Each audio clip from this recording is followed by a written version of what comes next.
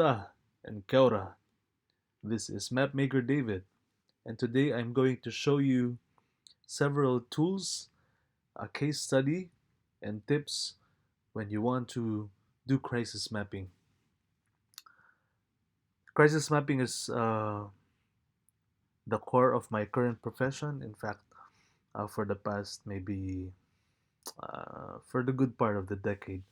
And over the years, I've tried to explore different kinds of tools and connect with different communities so I could help prepare fellow Filipinos and people I care about to respond to and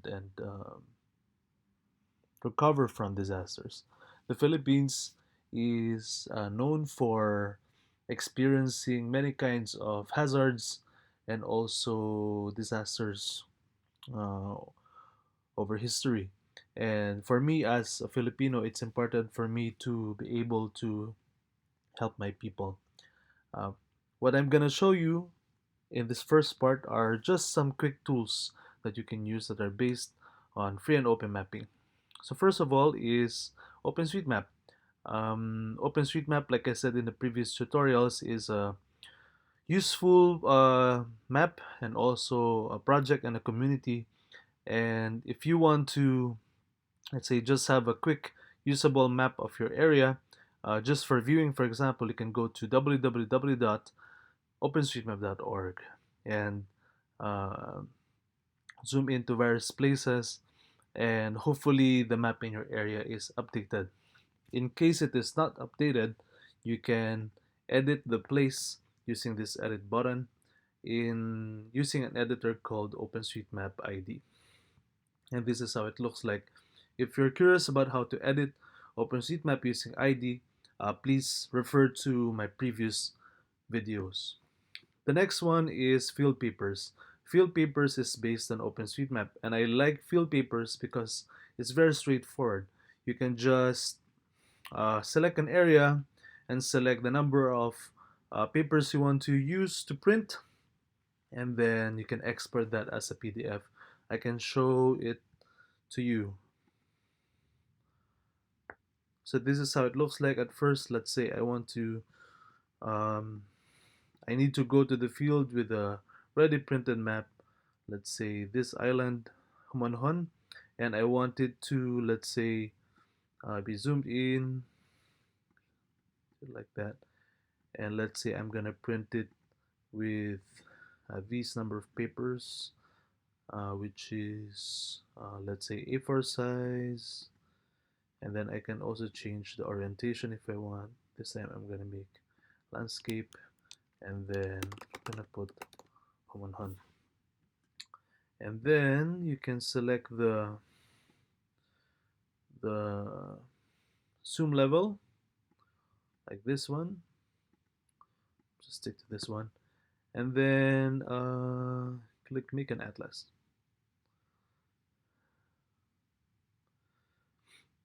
What it is doing is that it's making a PDF version of that area that we selected that's based on OpenStreetMap. Let's just wait for a bit.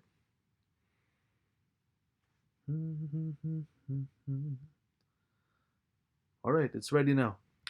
And now let's download the PDF and have a look. There you go. And then you can print these pages and then attach them, stick them together using these guides. This is just a quick example. You can really zoom in and uh, go to the village level. Another tool is UMap.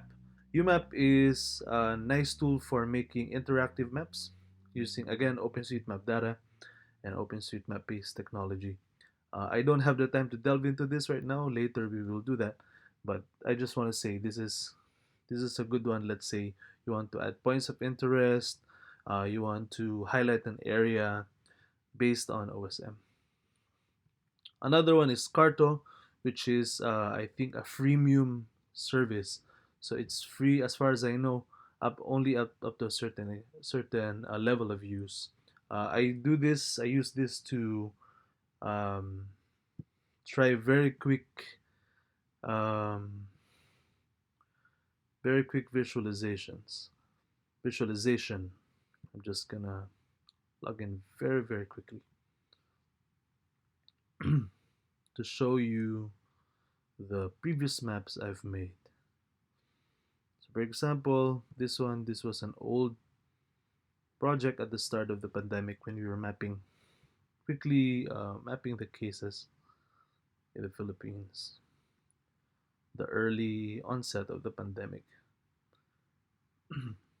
And you can see here, I put pop-ups that displayed the name of the hospital and the number of cases. There's another uh, web mapping platform called Mapbox, and this is more for developers. Again, I don't have the time to delve into this. We can do that in another tutorial. Another one is MapLibre, which is was forked from the Mapbox, what Mapbox developed, because at one time Mapbox changed their permissions, or I suppose the licensing for their technology. So the open mapping community decided to democratize it again, which is very nice.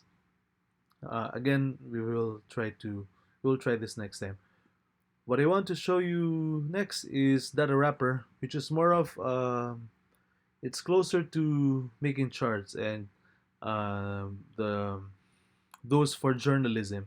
In fact, when the pandemic started here in New Zealand, Spinoff and Chris McDowell and I were using data wrapper to create interactive um, web maps and other charts. And as you can see here, this is a map of New Zealand showing cases per district health board. This is also very easy to use, and later I would like to show you how to do it. And of course, my favorite mapping software, Quantum GIS, which I showed in the um, previous YouTube videos.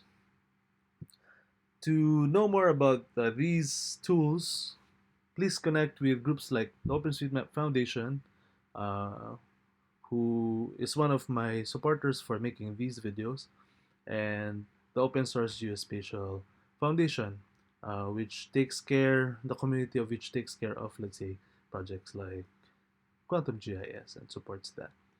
Right, now I'm gonna show you a key application of free and open mapping technologies from experience. And this talk is sponsored by Caribou Digital, which is a London nonprofit that aims to help build an inclusive digital world and an ethical digital world. I'm speaking from experience here because before I was working in places in the Philippines that were hit by disaster or war. So, for example, Tacloban, when Super Typhoon Haiyan hit in 2013. After that, I was working there and used free and open mapping technologies to help in the disaster recovery and reconstruction. And similarly, in Marawi, after the battle of ISIS loyalists and the government of the Republic of the Philippines. These are very significant events because Typhoon Haiyan was the largest hurricane cyclone to make landfall in the history of the world at that point, and the Battle of Marawi was the first, I suppose, as far as I can remember, of its kind in Southeast Asia. Right. I'm gonna focus on Super Typhoon Haiyan.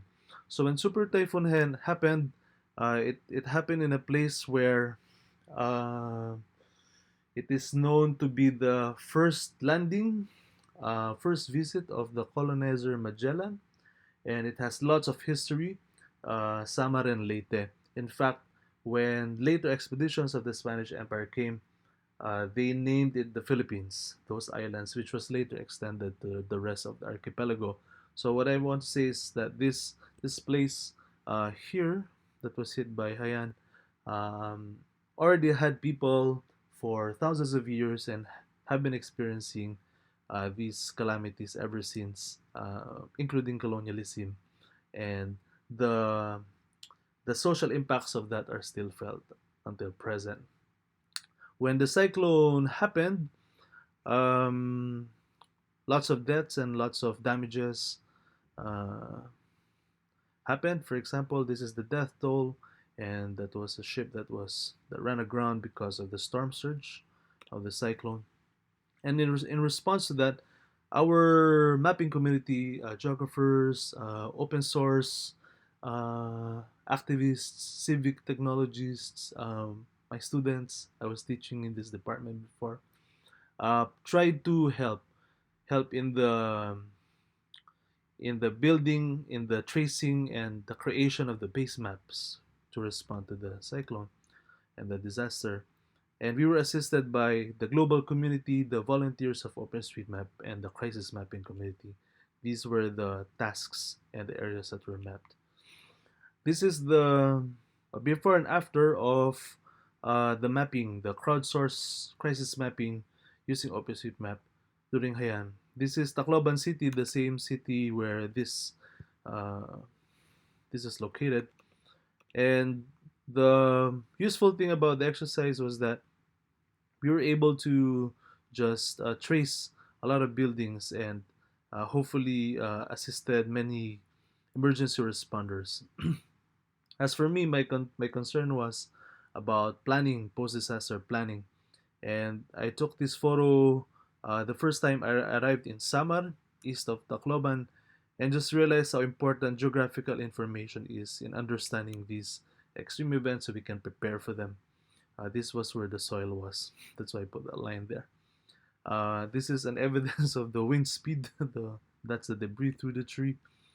And what we did was to try to understand and live with the community and make maps not just for them and with them. So the crowdsourcing happened using the help of the global community, and also we had to go and live in the community and make maps with the peoples there because there were relocation projects and other projects for the reconstruction, like here in Victory Island in Samar. I also included later on mapping the reefs because I folks there, the fisher folk, told me there that these marine ecosystems are important for their livelihoods, and I included that on top of the crowdsourced maps that were provided by the global crisis mapping community. Anyway, I'm just gonna move forward to the products. So for example, we made maps like this using the OpenGeospatial data and OpenGeospatial software. And through that, we were able to understand issues like how residents were reclaiming land so they can adapt to the changing climate. And finally, we helped make these maps, not just for them, but with them, and put them in usable formats like these in tarpaulin and laminated ones. The key lessons I learned from that exercise is that using free and open mapping technologies and with the support of the community that maintains and takes care of those technologies and geospatial tools, um, we had to focus on three things. Key lessons: the accuracy of the data that extends not just to the edges of the settlement but the whole ecosystem. Accessibility: we had to make sure that the data was open and free and that it's translated into a format that's understandable and also a format that survives the elements like having waterproof maps. And finally, accountability, uh, both to the global community that helped us.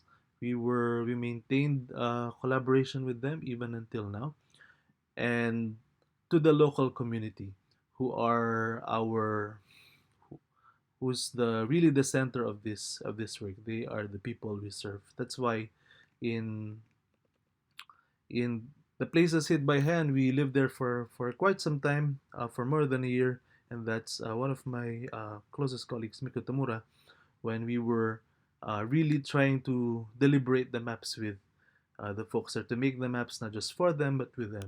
And that was useful because after a year of Super Typhoon Haiyan, there was another cyclone called Typhoon Ruby, and I believe our participatory mapping with the communities helped in making sure that the casualties in the place where we work, called Q1, is zero. So that's all, everyone. Thank you so much, and I hope you learned, you got something out of this presentation. I'm willing to keep in touch with you about this, and I would like to thank the OpenStreetMap Foundation for the support, and also Caribou Digital for also the support in making this video. Salamat po and happy mapping!